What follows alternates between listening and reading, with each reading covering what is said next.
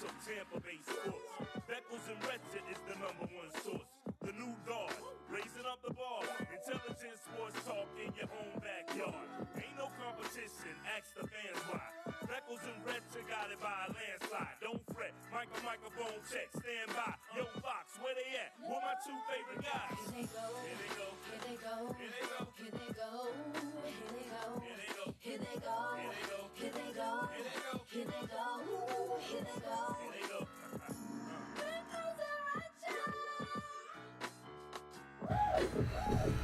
All right, here we go. Welcome back to Beckles and Recher, the podcast.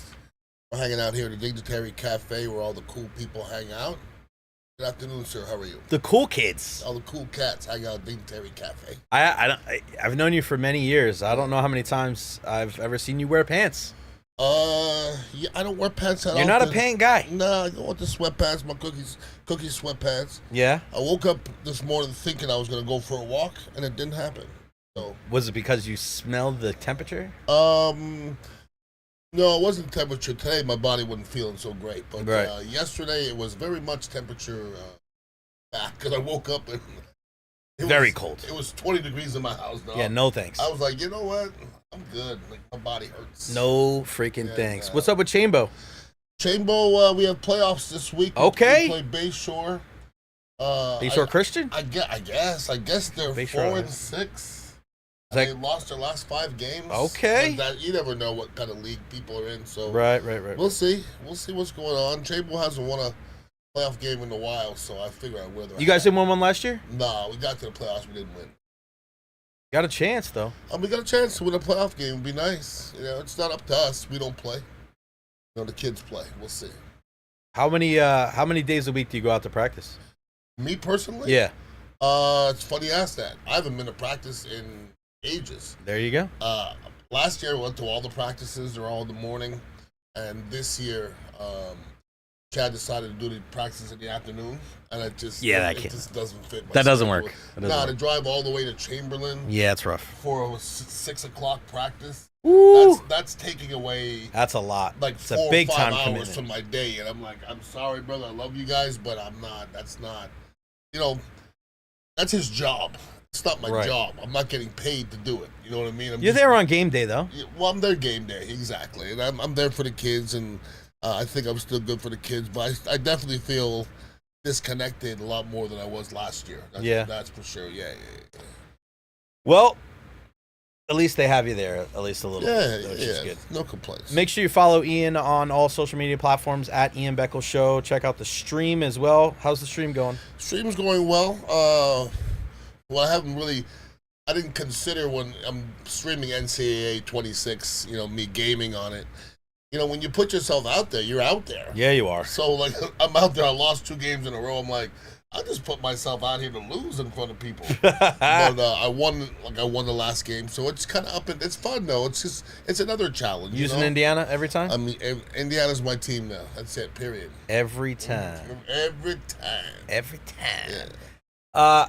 We watched the Buccaneers game on Sunday, and I tell you what, we don't always agree on things, but I think the people out there that are, what would you say is the overall feeling of Buccaneers fans after that loss? Is it panic? Is it's no big deal? What are you getting? Because I feel like you are one of the people that are telling everybody, hey, 6-3, but it wasn't a pretty 6-3 to get there. I think the average Buccaneer fan is kind of getting complacent, okay? Right. Because when you say, okay, we're 6-1, and all of a sudden you're 6-3, then you're like, oh, don't worry, if we go 6-5, we'll just go 5-1. That's a stinky attitude. Okay, if you think you're a good enough team to make the playoffs, then you should be a good enough team to win at least one of these 3 games. Okay, that's the long and short of it. If you're not good enough, then you're probably going to get bounced in the first round anyway. So, to me, I think the average Buccaneer fan just gets happy with what we have, and I just don't consider myself the average fan. I thought we took another step, and obviously the injuries slowed us down a little bit. That's but something, right? Of course it's something. Yeah. Of course it's something. You can't tell me that, because I was looking at some film from last year, and I'm looking at all the players, okay? Chris Godwin has a C on his chest. All right, Mike Evans has a C on his chest. Tristan Wirfs has a C on his chest. We played numerous games without all three of those guys. Right. Okay, so that's not no easy thing to do. And what Baker did at the beginning of the year was amazing. But you can't expect somebody to do that every single game. He's not Superman. Although he played that way at the beginning. He can't do it all season long. Where are we at on Baker right now? I feel like hold on, let me rephrase that. Yep. I feel like we're in a weird spot with Baker right now. And I think it's like we're saying the quiet part out loud because nobody else is saying what we talked about on my show on Monday about Baker and him calling out his teammates after the game, and we made the correlation to when Tua did just a couple of weeks ago, and everybody thought it was the worst thing in the world, and now Baker comes out, calls out his teammates, and you and I went through who he's not talking about, the process of elimination, and we saw that you ain't talking about Gedeke in his first game back. Yeah. You ain't talking about Otten or Rashad or Sean Tucker or Tez or Emeka Ibuka. So who the hell are you talking about? Yeah. You're talking about Tristan. You're talking about Graham Barton. You're talking about Sterling Shepard. So you're talking about some of your best friends on the team. Yeah. And I just, and I hear him talk today, and he's still a little sullen. He doesn't seem he doesn't have that same fervor, doesn't have that same, happiness and joy that we saw early in the season. One thing that we laud Todd Bowles for is that even kill mentality. Don't get too high, don't get too low. Mm-hmm. I think we have to understand that we're riding the wave with Baker because you can't, it's almost like the fine line, right? Like, we love that he plays with that intensity, but he's clearly not happy. And the dude wears his emotions on the sleeve. And we're kind of, is this a negative thing when it comes to Baker and the Buccaneers? Because you didn't like what he had to say. So I'm looking at him today. He's kind of misshaven. And I think back to the time in Cleveland where he looked like, one of the wet bandits from Home Alone.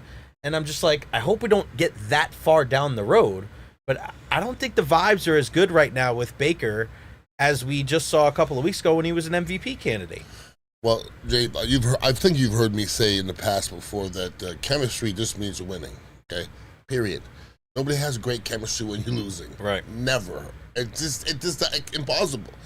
So when you're winning, here's the issue. Okay, and at the beginning of the season, if you watch, Beckles and Recher on a consistent basis, I was still asking for that identity. We still don't have one. Still don't have it. Still don't have one. And now what's going to happen? And you did go back to the Buccaneers way back in the day with John Gruden. I think it might have been the second year. And we were winning. It might have been the second year, not sure. But we were winning games. We shouldn't be winning games. Mm-hmm. That was almost the case at the beginning of this season. No doubt. Because Baker Mayfield, with his legs, did a couple Superman-type things to get us out of a couple situations where we didn't play well, whether it was blocking, whatever it was, okay? And he made up for it. Baker Mayfield, without his Superman legs, is not an MVP. He's still a good quarterback. We got to play better around Baker Mayfield, period. You got to run the football. We got to protect the passer better. If we don't run the football on a consistent basis, okay, we're not going to beat a lot of these football teams. So a lot of the weight falls on Baker Mayfield. I still don't like what he said. When I heard it again, it didn't bother me as much. But the fact that we have to still be talking about it is just not a positive going forward. Right. Okay, so just don't do things like that. Don't do things to where your teammates are going to have to kind of bounce and deflect and all these kind of things. That ain't good for anybody. And I would think that Baker would know this at this juncture in his career, but I didn't like him saying it. And I'm sure somebody in the front office, whether it be Todd Bowles or whoever it may be, just said, "Listen, brother, let us take care of this." And what you did is just not productive. It's counterproductive. Do you think somebody chin checked him? Not so many ways. I don't know what that locker room is about. I don't know who would do it. Okay, because the unfortunate part is, Baker Mayfield, who I still believe is a spiritual leader, but if we look back, with a healthy Tristan Wirfs and Mike Evans and Godwin, he used to be behind some of those guys. You see what I'm saying? Right. And Mike Evans kind of took care of it, and Godwin kind of took care of it. But now it's a lot of Baker Mayfield. and he's preaching to a lot of younger cats who don't know the difference. Like, you don't have to preach to Mike Evans. You just look at Mike, go, let's go. And Mike understands. You know, when you're looking at some of these young cats, you know, Tez Johnson and these guys, they haven't been there and done that. So it's too much Baker Mayfield right now. And a lot of times we only look at the results, but we're not looking at the play in between. And if you don't do things well in between, eventually results are going to stop. And that's what's happened offensively. We're just not getting the results. Good news today, Bucky Irving returns to practice. He was at the walkthrough, only walkthroughs all week for the Buccaneers. Would you play him this week? Would I? I don't know if you could only do walkthroughs as a scat back, right, and think that you're going to go out there and play. Yeah, and I thought that was interesting too, because Bowles is saying that they're not going to be in pads all week.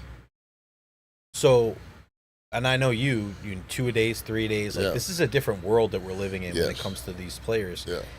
Do you think that I said earlier today on my show that I feel like this is a conversation piece between Todd Bowles and the training staff and the coaching staff, and kind of looking around and going, bro, we're kind of getting healthier. Let's not push it too much. Let's make sure that everybody's healthy, a bunch of walkthroughs, you know, and go up to Buffalo and play this game against the Bills. What's the downside of that? Well, I think, to be honest with you, at this time of the year, most teams have taken the pads off. Right.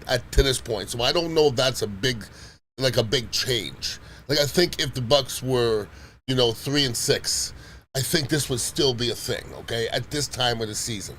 When I played back in the day, it wasn't a thing for the Buccaneers. It was a thing for some of the other teams, mostly the winning teams, unfortunately for us. But this team just is at a point where, like, what good is it going to do for, Gadecki to be pounding, Yaya Diaby right now in practice? It's just not what they need. They need to recover and catch themselves and get themselves back and start playing some, balls out football again, because it's been a while since I've seen it on both sides of the ball. Both sides of the ball, to me, have so much, their ceiling is so much higher than I've seen in the last 2-3 weeks.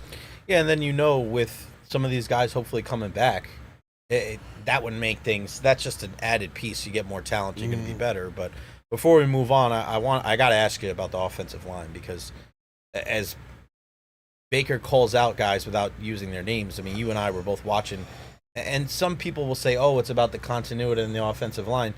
Beck, does continuity on the offensive line have anything to do with Tristan Wirfs getting beat one-on-one on the outside? No. Nothing, right? No, absolutely. I mean, if you're talking about twists and stunts and shit like that and stuff like that, and passing guys off, and we may not know, right? The coverage may be, but if it's a one-on-one move, and Kristen's getting beat to the outside, and there's nobody else around, like that's on him. And I think he's got to play better. And I also wonder, and Tony brought this up the other day, is like, I wonder if Graham Barton in year 2, his development was a little stunted playing left tackle the first couple of weeks. I don't really hear anybody else saying that, but those are two guys that you kind of just, it's almost like the old rotisserie barbecues in the 90s. Like, you just wanted to set it and forget it. Like, out of all the people on your starting 22, I don't know going into the season if Tristan Wirfs and Graham Barton, and I'm not saying outside of their health, but those are two guys that you're not worried about, you would think. I mean, 2 first-round picks, and I thought they were 2 of the worst players that we saw on Sunday against New England. Well, Barton hasn't had a good season, okay? And the fact that he did have to go out there and tackle, you got to applaud him for bailing the team out, especially because they won a couple of those games. Do I think it would mess me up if I had to change positions? Absolutely, it would mess me up. It just changes your footwork, it changes your hands, it changes everything. As far as Tristan Wirfs goes, I don't know if, Is he banged up? Oh, he's not the same football player. Right. Okay? And I don't know if he's not the same football player because he's in his sixth year, or because he's not 100%, or because he's getting back from the surgery, right. Or if he's just now showing that he's human. Everybody becomes human. They really do.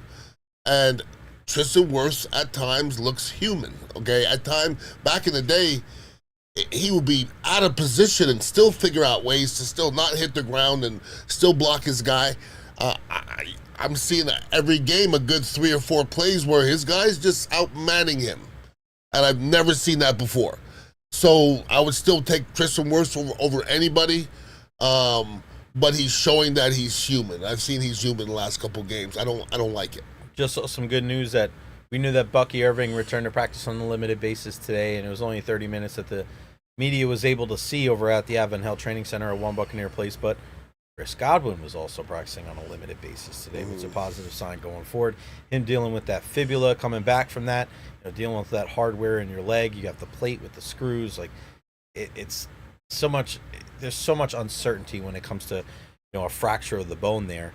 Let's stay in the NFC. We'll go to the Giants. Brian Daboll fired. It just seems like we just spoke about the Buccaneers finding a way to win. The Giants just seem to find a way to lose under Brian Daboll outside of that one year when they went to the playoffs. And Daniel Jones led him to a playoff victory in Minnesota against the Vikings. But a couple of things.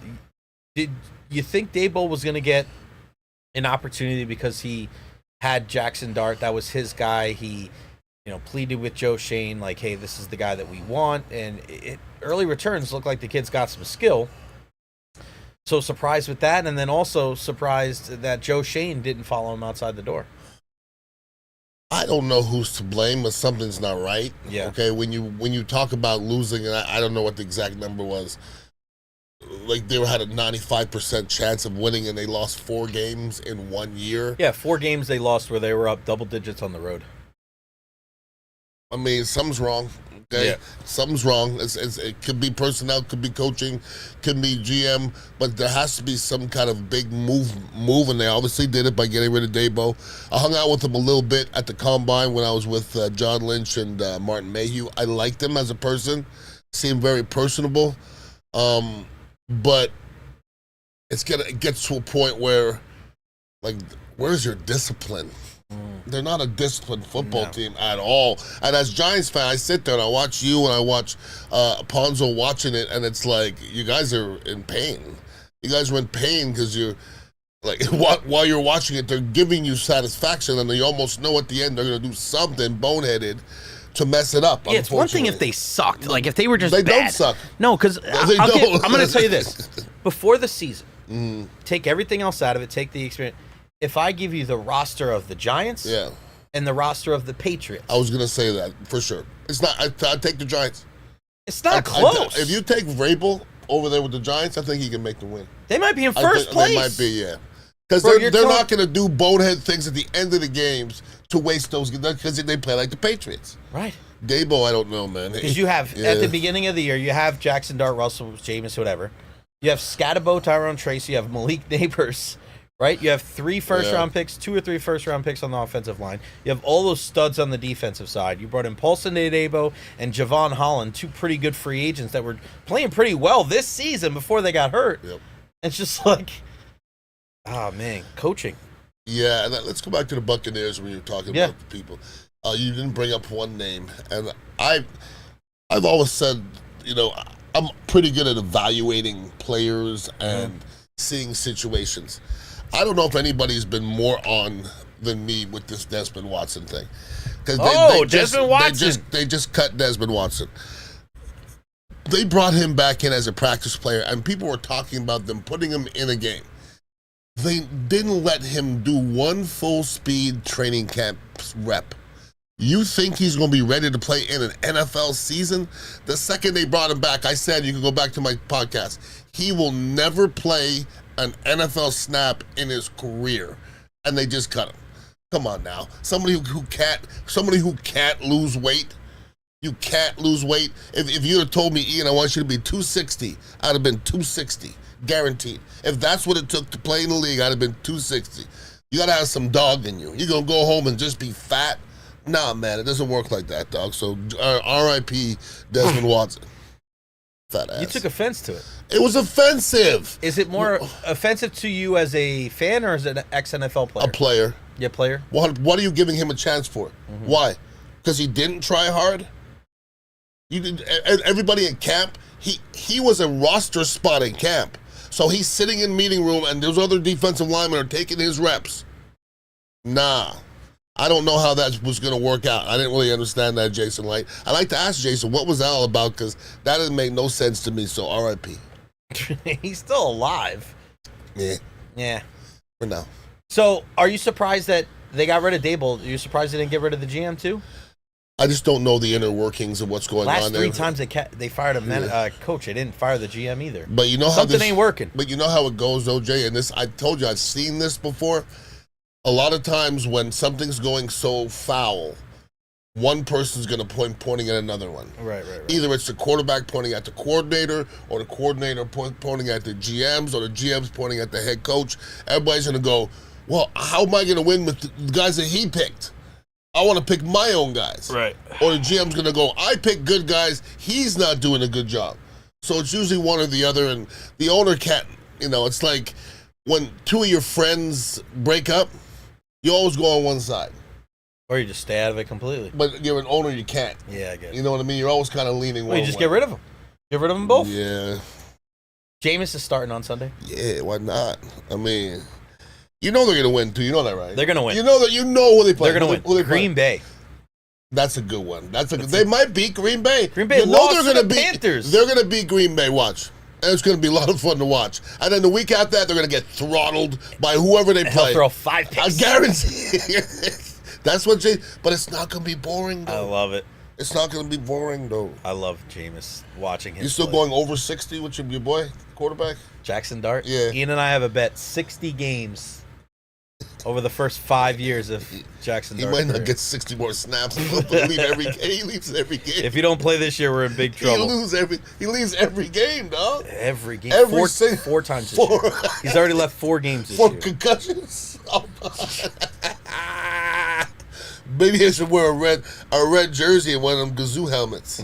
That's what their jersey Why is, not, too. dude? Why not, man? All right, so last night, I don't always watch this, but I watched last night the college football playoff rankings release. Yeah. Every Tuesday night at 7. Indiana, they showed them a lot of respect because Texas A&M undefeated, and a close game from Indiana. They needed a Herculean comeback from Mendoza to beat Penn State, but they showed him love and was like, hey, it's a Big Ten matchup, and they kept him at number 2 behind Ohio State. And in front of Texas A&M, USF for the first time makes the college football playoff top 25. They come in at 24, and since they're the highest ranked group of 5, they would be in the bracket at the number 12 seed playing Georgia, which would be kind of wild to see the Bulls play the Dogs there in Athens. What would a berth for USF do to the program as a whole nationally? Because I'm real close to it. You are a little step farther back. Yeah. I want to get your perspective on this. And does it make a difference if they just make it or if they win a game? Like, how does that whole perception changes? Do you think it has any kind of impact at all as we go farther and we know that eventually we're going to get to some point where there'll be conference realignment once again? Well, listen, if Alabama makes the playoffs and they lose in the first round, it doesn't affect their program at all. If USF makes it, I mean, you're going to be the talk of the playoffs. You along, Indiana's going to be up there too if they make it. Right. Indiana making it last year was kind of the talk of the playoffs, even though they bowed out in the first round. So with what USF is and where they are as a program, and Derek Brooks, congratulations to Derek Brooks coming in there. I'm going to make a prediction that Derek's going to do an unbelievable job, okay, coming up, and the timing is absolutely perfect. When you can sit in somebody's living room and say, we have a brand new stadium On the way, on campus, and it is coming. And like it's not like this raised conversation. No, Oh, maybe. No, it'll be there. No, it's coming. Not this. You're next going year, to be but the part. following year. You're going to be part of the grand opening of that thing. We made the playoffs last year. We played Georgia.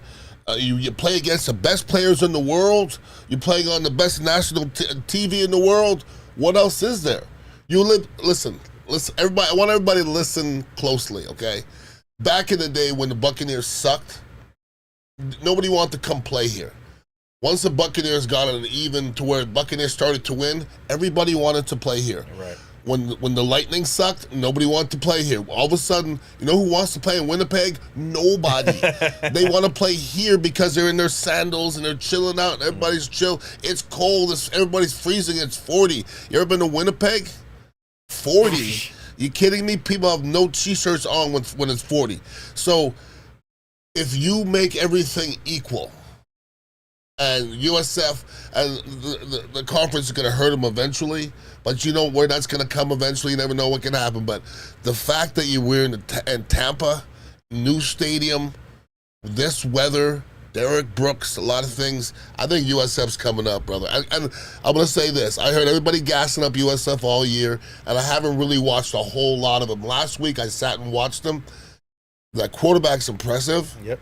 And I watched them twice, and USF they're a good football team. Do I think they're better than Georgia? No, I don't. Yeah. They're a good football team, though, no doubt. They could easily. Well, they didn't get throttled at all this year, didn't they? When they lost, And they got throttled by Miami. Well, but still, I mean, I think if they play Miami today, it's different. Yeah, I mean, they're two different teams right Yeah, now. But I you agree. figure that's the third ranked opponent they played in a row. Yeah. They played at the time number 24, number 25, Boise State. They went into the swamp and beat the Gators, right? And then you play. You lost to Memphis. Just lost. You lost to Memphis Memphis. just lost, One yeah. score game, but Memphis was a top 25 Yeah. team last week, and now you win this game against Navy, which is a tough team. What, Going 7-2? Going away. Well, that's who you played Saturday at 12, which is going to be crazy. You win that game, then your whole destiny is in front of you. But I'm with you. Like, USF is on the rise. Yeah, they are. And I really think out of all the conferences, people say Big 10, Big 12, I think USF gets into the ACC. That's where I think the mindset should be.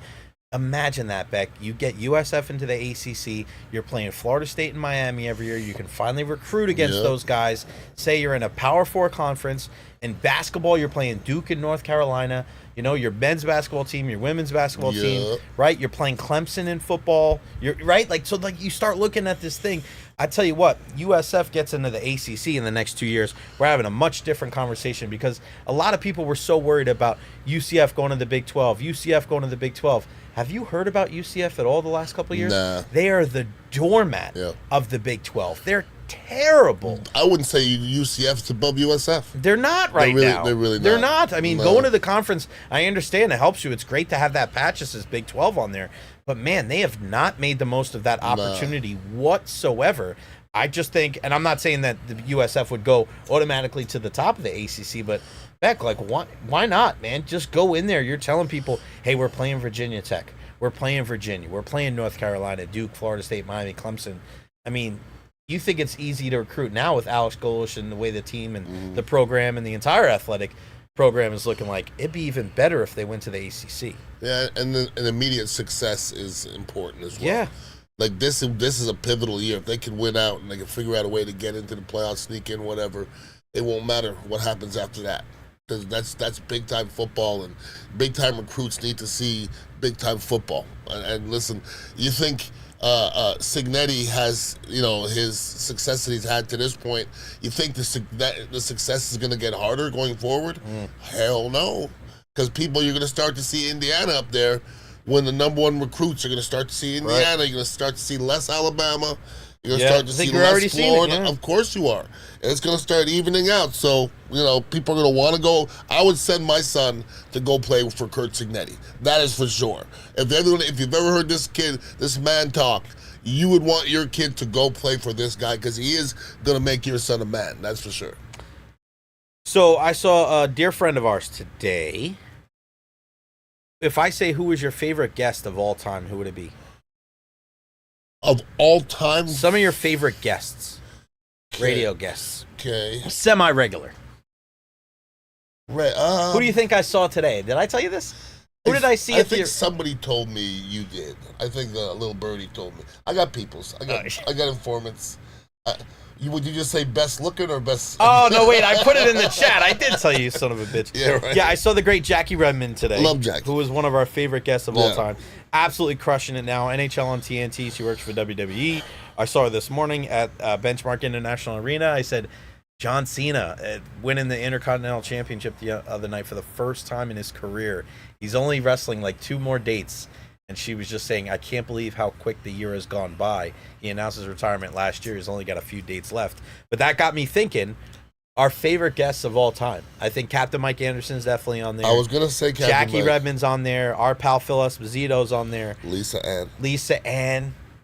Lisa Ann's great. She was the best, man. I still hit Lisa Ann up every once in a while. You know what I mean? She's great. She's real man. cool. She's real Who cool. else did we have, which was good? I always enjoy talking to Ross Tucker. Yeah. He was good. One of my favorite interviews of all time was Scotty Bowman when I got to interview Scotty Bowman. That was crazy for me. Yeah. I don't know, man. We had so many damn people that we got a chance to interview from way back in the day. When Coolio came in there smelling like, he'd been hotboxing at a Miata for the last 5 days. Ron Jeremy smelling like cheeks. Oh, Ron Jeremy just looked nasty with his dandruff all over, and he's smelling smelling like ass. So he was disgusting. We had fun interviewing Warren Sapp the couple times that we had together, which was always fun. Well, Warren, that was early because later on, Warren and Ron had. Well, I'm saying me and you. Yeah, me and you. We're fine. We're fine. Yeah. Him and Ron. Him and Ron had a little tiff off the air, and that kind of ended. You know who you really enjoyed? I'm going to bring a name up. We interviewed him at the golf tournament one time. Was Marquise Grissom. Remember Marquise Grissom? Marquise Grissom. You were so excited to talk to Marquise Grissom because he was a really, really good Montreal Expo outfielder. Big eyes. And big eye. Yellow eyes, too. Big yellow eyes. It was like, looking mad random, bro. I was like, what's it? And I remember you turning to me, he's like, damn, that motherfucker's eyes yellow. Damn. Yellow. But you were like, who is that? And I was like, Marquise Grissom. And you were like, get out of Montreal here. Expos, you got right? so happy to be able to talk to him. Well, that's old school, dog. That brings me back. Montreal, man. Yeah, man. But Montreal, I mean, I was blessed or cursed to be in Montreal first and then Tampa, who both of those organizations got the most out of their teams. Right. But also put in the least. Between all the ways spend no money, and we all had to go against them stinking Yankees all the time. You know what I mean? In 3 career games versus the Green Bay Packers, Jameis Winston has 7 touchdowns, no interceptions, and a 123.3 QBR, Holy second highest of his smokes, career against that any is opponent. hilarious. Put some money on the Giants, Ponzo. Let's go, Ponzo. Ponzo. For reals, though. So I think that's, we had some great guests, though, over the years, man. We really did. All the different appearances that... Who? Never? Ponzo's not wasting his money. Come on. Why not, man? It's not Got to do it. He's too tight. Now... I don't know if you saw, we talked to gambling last week with Emmanuel Classe and Ortiz, and those guys, now they got charged. And did you see the whole breakdown with that, where people were saying they had to throw a ball, and they would tell guys that they were throwing a ball. Correct. And they would get like $5,000 each. Yeah. So people would say, you're making $4.6 million. Yep. Why for $5,000? And I saw something yesterday with Chris Rose, former guy on MLB Network, and he was talking to a former player, and they were saying that you don't know what these people have on you. Correct. So there could be a guy that says, hey, I have pictures of this, or I have a video of this, and the gentleman, I think it was, I want to say it was, I can't remember the guy's name, but he was talking about how every single year the MLB sends like an old mafia guy in there to talk, and he goes, every year when the guy speaks, we're like, he walks out of the room, we're freaking terrified. We get scared shitless. And you told me something about this too. Yep. Just let everybody know, when you get to situations like this, people try to get you, don't they? Well, we used to have NFL security come in and tell stories about Dr. Boudreaux. Dr. Boudreaux used to have this really fine blonde European girl snag athletes out of the bar, take them to a hotel room, they drug them, you wake up in the morning, you feel all drowsy. There's pictures next to you with Dr. Boudreaux all mounted on top of you doing this and that. And so the video, it just basically says, send this money here or these pictures get out. So they used to tell us this every year, and they used to look us all in our face and go, there's a few players that everybody in this room knows that have got. And then one year he came in and they found Dr. Boudreaux. They got him. Wow. They got him. But that kind of stuff happens out there, and I'm telling you, with all this betting allegation stuff, everybody's kind of leaning towards the NFL is rigged. No, the NFL, like, people are acting like players are involved with this. They're involved with it on an individual basis. Right. Not like people are talking like, oh, they're throwing that game. No. Organizations don't really do that, although it happens at the end of the season when they want to get certain drafts, locations, stuff like that. It's a case-by-case basis, like Absolutely. you see with these guys. But if a whole organization or just even a few referees got together to throw a game, it would have come out from all these years. You Like see it what did I'm with saying? this guy. Exactly. It's going to come out eventually. Because it's not, and that's what the guy was saying. He was saying that in a situation like this, when you're missing by that much, Yeah. people are going to be like, damn, you're throwing that pitch. Correct. And then you see the correlation of, oh, somebody put $10,000 that you're going to throw a ball. It has nothing to do really with the pitch. It has all to do with the bet. amount of Yeah. money. They look and they go, whoa. It's not hard to see, wait a minute. Yeah, there's red flags. All of a sudden, there's red flags everywhere. And if anybody around that pitcher put in a funky amount, they're going to be on that dude, dog. It's not going to be long at all. I know you said that just because there's a rise in like the gambling and the marketing and stuff like that, that you don't think that there's a correlation between that and things like this. Yeah. My only retort to that, because I was thinking back, because we had this conversation a couple of weeks ago, was that it's the reason why people say that is, and I think they forget this part of it. And I'm not saying you're wrong, but gambling used to be such a taboo thing. You couldn't even talk about it. Right. Like Tony Romo years ago couldn't even do a showcase on Super Bowl week at a casino that had nothing to do with gambling. Yeah. Now that's where they have the shows, and they have it everywhere. So I think that's the thing where it used to be, you know, like Beetlejuice or freaking Voldemort. Like you can't even say the word gambling. Now it's okay, and I think people think just because the alarmists, you know, just that word is the heightened sense of security has kind of dropped a little bit, that people think it's okay. I still think that people understand that there's a huge penalty for this, and like you're going to see with these two guys, they're never going to pitch in the big leagues again. I think the NFL has done this numerous times to where they flop, okay? Like for instance, marijuana, okay? You can't have any marijuana, no marijuana, and all of a sudden everything's cool. You know what I'm saying? But they're gonna flop for whatever is good for their situation, For their money, and that's it. And they don't care. No. They don't care. They never have. And you know, it just, to me, what makes it really sad is that NFL players have been crucified for years, you know, smoking weed, crucified. Well, the people that are watching on TV are smoking weed. The people talking on TV are smoking weed. You know, all these things are like, this is so hypocritical that an athlete is being crucified for smoking weed when he has that much pain when they're handing out pills.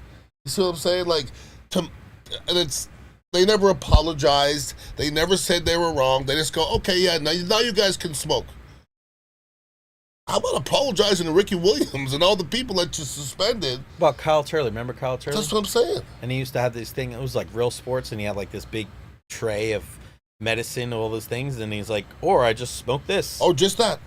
I mean, so it's like, go back and apologize to some people. Never, though. Just like Live Golf. I've never seen anybody do anything more hypocritical than they did. Never.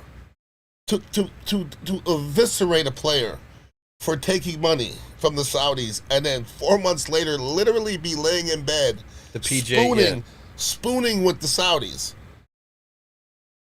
Come on, man. Last thing I want to talk about today, the Lightning play the Rangers tonight. There's going to be a lot of New Yorkers there at Benchmark International Arena, and we saw a lot of Patriots fans there at Raymond James against the Buccaneers. What are your thoughts on fans here in the Bay Area when they sell their tickets to people out of town? Well, this is America, right? The land of the free and opportunities and all those kind of things like that. I've been in Tampa Bay since 1990. I've never heard somebody say, I'm moving to New England or I'm moving to Philadelphia. Never. Not one or somebody said, I'm going to Philadelphia. I go, why? Why would you do that? Okay. All these people from Philadelphia that are still Eagle fans, I don't hold it against them at all. I don't think Eagle fans will ever switch.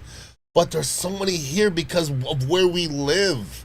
That's not our fault, okay? That's just the way it is. This is paradise. I've been on sports radio since it was like 2002, I believe.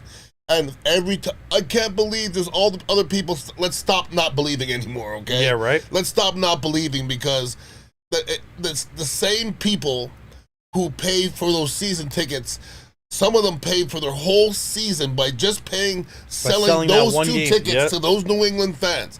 That's the American way.